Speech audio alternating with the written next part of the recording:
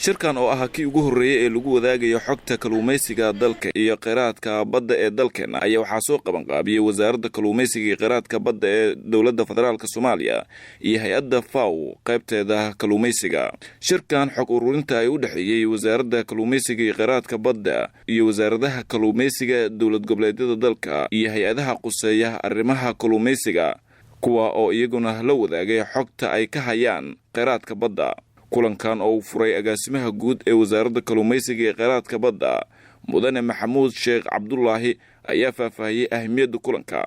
shirkan maanta magaalada Muqdisho ka furmay waxa uu ku saabsan yahay qaabka ugu habboon ee loo heli karo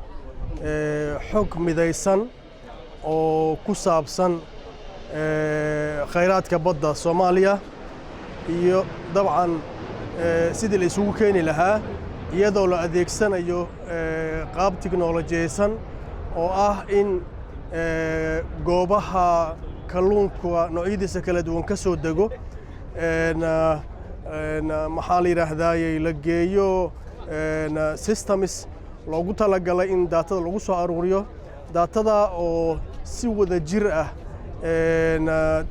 wasaaradda kalluumaysiga ee kheyraadka badda ee Soomaaliya heer federaal iyo wasaaradaha kalluumaysiga ee dowlad goboleedyada Soomaaliya ay si wada jir ah uga qayb qaadanayaan.